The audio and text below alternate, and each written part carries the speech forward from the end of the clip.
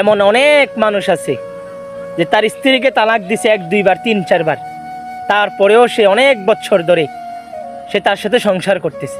আছে না এমন? আমার বিশ্বাস, আমি দেখছি, আমি শুনছিও, এমন মানুষ তালাক দিছে কিন্তু তার স্ত্রীকে কি করে নাই, তার স্ত্রীকে ছাড়তে পারে নাই, তার স্ত্রীকে ছাড়ে না, তার সাথে আবার সংসার করতেছে। হ্যাঁ, 2-3টা বাচ্চা কাচ্চা আছে, তালাক তো দিয়েই লাইছে।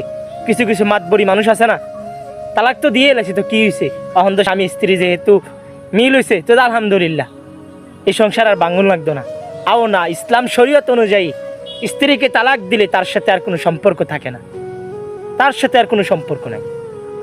তো আপনারা যে দিনের পর দিন, মাসের পর মাস, বছরের পর বছর এভাবেই তালাক দেওয়ার পরে যে আপনারা সংসার করতেছেন, হায় হায়, এমনও মানুষ আছে তার স্ত্রীকে ভাই বোন বলে, স্ত্রী তার স্বামীকে আপন ভাই বলে ডাকছে।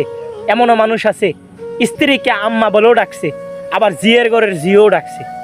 এমন মানুষ অভাব নাই, আমি নিজের কানেও শুনছি অনেক মানুষ এমন তার স্ত্রীকে জিয়ের ঘরের জি কইছে, এরপরেও তার সাথে সংসার। উমা, এর আগে বলে কত মানুষ এমন হয়েছে তার স্ত্রীকে তালাক দিয়ে ফেলছে, দিন শেষে আবার হুজুরে ডাক দিয়ে না 500 টাকা 600 টাকা দিয়া, হুজুর আমরা তো বাচ্চা কাচ্চা হয়ে গেছে গা, হ্যাঁ মাথায় গরমের ভিতরে একটা দিয়া লাইছি, তো এখন আমরা মিটমাট করে দেন, আবার বলে নতুন করে বিয়া ফরাই দেন।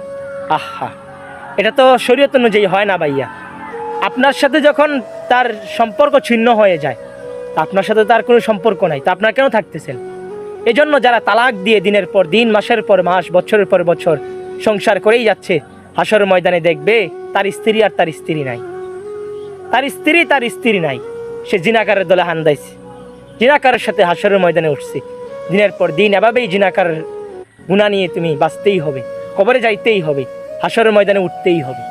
আল্লাহ তাবারক ওয়া তাআলা আমাদের সকলকেই বোঝার তৌফিক দান করুক, আমিন।